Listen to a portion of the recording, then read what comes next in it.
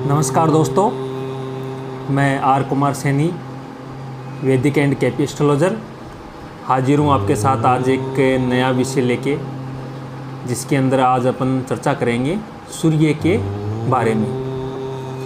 तो मित्रों, सूर्य के बारे में बेसिक चीज़ें आपको बता दूं कि सूर्य है वो सिंह राशि का स्वामी होता है।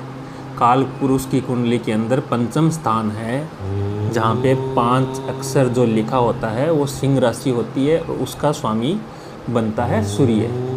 सूर्य है वो मेष राशि के अंदर 10 डिग्री के अंदर उच्च का सूर्य कहलाता है और तुला राशि के अंदर 10 डिग्री तक नीच का सूर्य यानी नीच राशि का सूर्य कहलाता है। सूर्य सिंह राशि के अंदर 1 से 20 डिग्री तक मूल त्रिकोण के अंदर होता है और 21 से 30 डिग्री तक स्वक्षेत्री सूर्य कहलाता है। सूर्य है वो प्रथम भाव का, नवम भाव का और दसम भाव का कारक ग्रह माना जाता है। अब आते हैं राशि के, सिंह राशि के। सिंह राशि है वो स्थिर राशि है, विषम राशि है, क्षत्रिय वर्ण है, अग्नि तत्व है। सूर्य है, सूर्य के मित्र ग्रह हैं वो मंगल, चंद्र और गुरु हैं, वो मित्र ग्रह होते हैं। और बुध है वो सूर्य का समग्रह माना जाता है। और ज्योतिष के अंदर सूर्य के जो शत्रु ग्रह हैं वो शुक्र, शनि और राहु केतु माने जाते हैं। सूर्य है वो ज्योतिष के अंदर आत्मा का कारक होता है। सूर्य है वो पिता का कारक होता है। अगर आपको अपने पिता के बारे में जानकारी प्राप्त करनी होती है तो कुंडली के अंदर आपको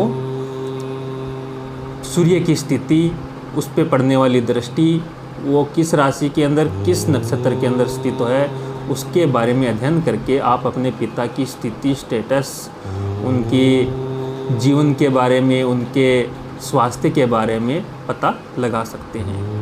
सूर्य है वो काल पुरुष की कुंडली के अंदर पंचम भाव का यानी सिंह राशि का स्वामी बनता है।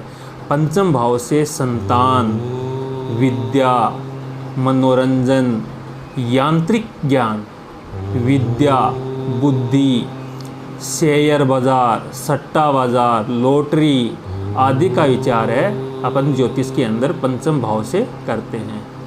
तो सूर्य है वो ज्योतिष के अंदर पिता, आत्मा, अधिकार, सरकार का कारक माना जाता है। जिसकी कुंडली के अंदर सूर्य है वो प्रथम भाव के अंदर, नवम भाव के अंदर या दसम भाव के अंदर स्थित हो, ऐसे व्यक्ति हैं वो सरकार के अंदर उनका यानी सरकारी, या तो वो सरकार से जुड़े हुए होते हैं या सरकार के अंदर उनका कोई हाथ होता है या सरकार के माध्यम से सरकारी चीज़ों से उनको लाभ होता है।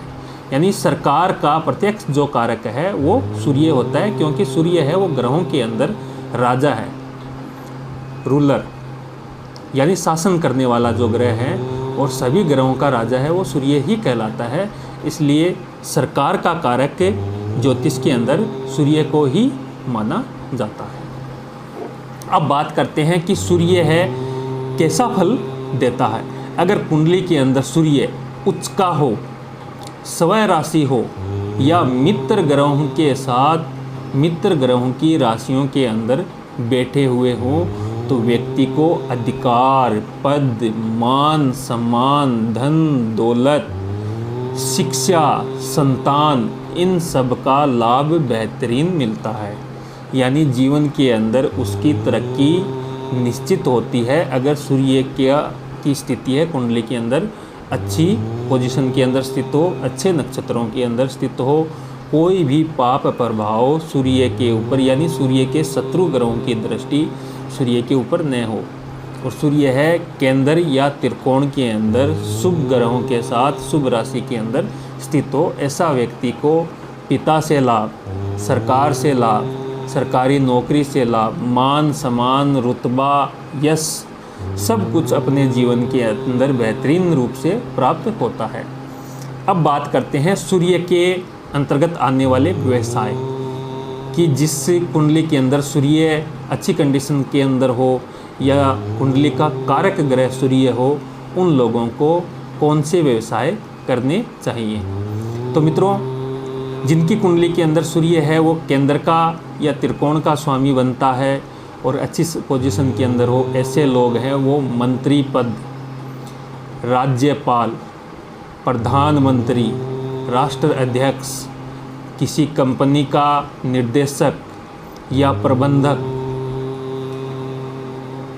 स्वतंत्र व्यवसाय, बड़ी कंपनियों के मालिक, मैनेजमेंट, यानी जो कंपनियों के अंदर मैनेजमेंट का जिम्मा जिनके ऊपर होता है वो व्यक्ति भी सूर्य प्रभावित होते हैं। डॉक्टरी का कार्य, दवाइयों का कार्य, सूर्य के जो मेडिसिन का कार्य है या डॉक्टरी का कार्य है वो भी ज्योतिष के अंदर सूर्य के अधिकार क्षेत्र के अंतर्गत आता है।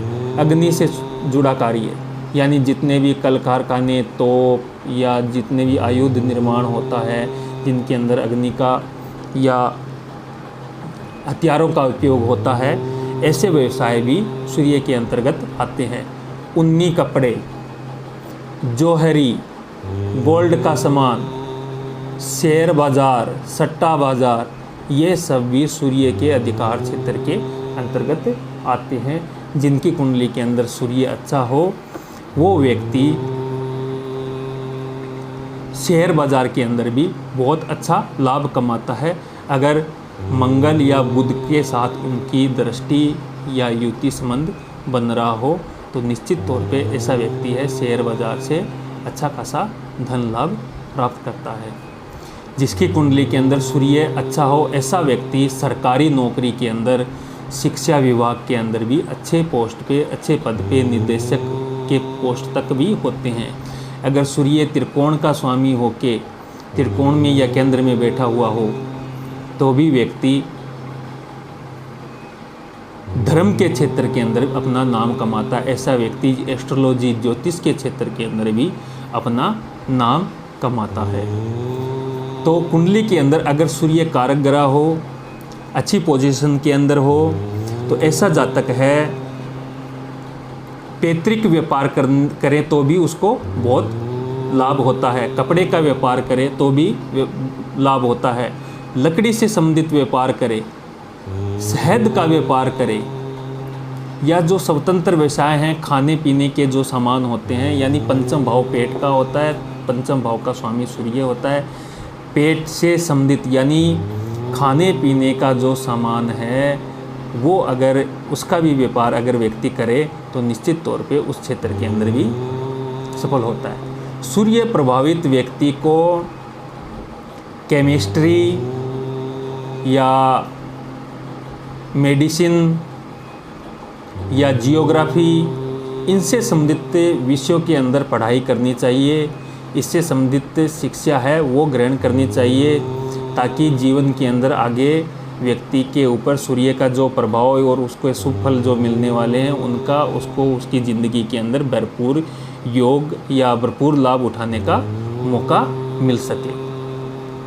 अगर कुंडली के अंदर सूर्य कमज़ोर अवस्था के अंदर हो और पीड़ित अवस्था के अंदर हो तो ऐसे व्यक्तियों को सरकार से हानि या सरकार से दंड या सज़ा मिलने की संभावना रहती है।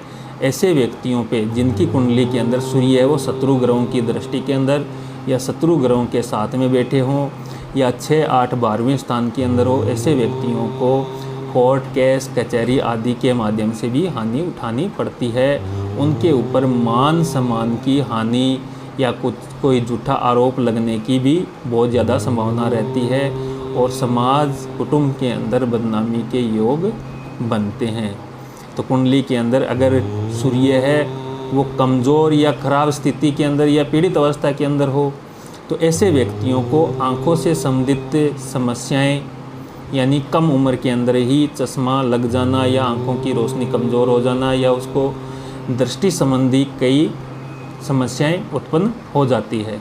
ऐसे व्यक्तियों को हड्डियों से संबंधित भी समस्या रहती है।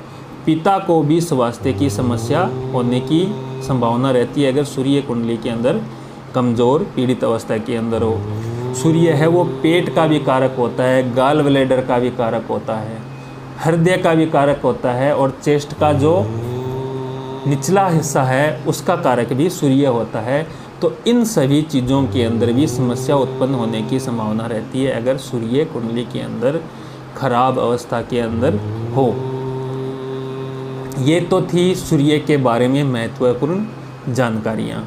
तो मित्रों, अगर आपकी कुंडली के अंदर सूर्य अगर अच्छी पोजीशन के अंदर है, अच्छे नक्षत्रों के अंदर है, अच्छे भावों के अंदर, शुभ भावों के अंदर, शुभ या मित्र ग्रहों के साथ में है, तो बताए हुए जो व्यवसाय हैं या उस क्षेत्र शिक्षा का क्षेत्र है उनमें से आप किसी क्षेत्र को चुन के अपना कार्य या व्यवसाय करें तो निश्चित तौर पे सफल होते हैं। सूर्य अगर खराब स्थिति के अंदर है तो सूर्य का उपाय निश्चित तौर पे आपको करना चाहिए। सूर्य अगर खराब पोजीशन के अंदर है तो सरकार या सरकारी कामों के अंदर कभी भी हस्तक्षेप करने की कोशिश, बाधा उत्पन्न करने की कोशिश न करें। अधिकारियों के साथ में अच्छे संबंध रखने की कोशिश करें।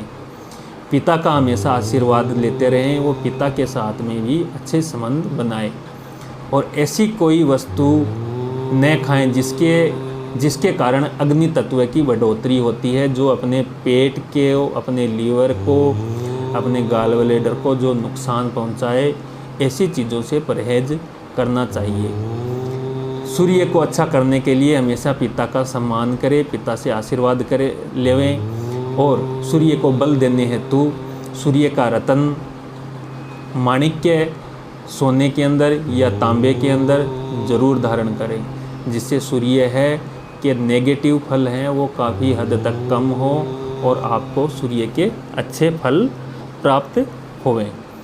विष्णु जी की आराधना करें या रामचंद्र जी की आराधना करें। सूर्य को नित्य जल अर्घ्य देना चाहिए या जल है वो अर्पित करना चाहिए।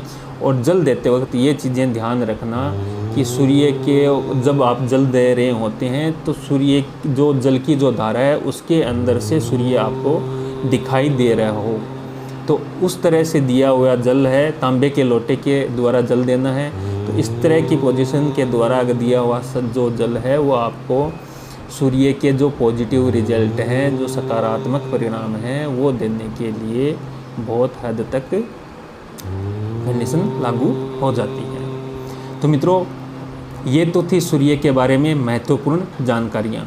अगर आपको मेरा ये वीडियो पसंद आया है तो मेरे चैनल को ज़रूर सब्सक्राइब कर लें, लाइक कर लें और मेरे इस वीडियो को ज़रूर शेयर करें अपने दोस्तों के साथ, अपने मित्रों के साथ, अपने रिश्तेदारों के साथ में। और ज्योतिष से संबंधित महत्वपूर्ण जानकारियों के लिए मेरे से जुड़े रहें। और वर्तमान के अंदर जो पोजीशन चल रही है देश के अंदर कोरोना से संबंधित, तो विशेष तौर पे सूर्य की आराधना और सूर्य को की स्तुति है या सूर्य का जो बीज मंत्र है वो पढ़ना स्वास्थ्य के लिए काफ़ी लाभदायक रहेगा, क्योंकि सूर्य है वो ही ऊर्जा का कारक है, इम्यूनिटी का कारक होता है, सकारात्मकता का कारक होता है, रोग नाशक ही सूर्य होता है। तो तब तक नेक्स्ट वीडियो के अंदर मिलते हैं, तब तक सेफ रहिए, सुरक्षित रहिए, घर पे रहिए और सरकार के द्वारा निर्धारित नियमों का पालन करते रहें। तो मित्रों, बहुत बहुत धन्यवाद, नमस्कार।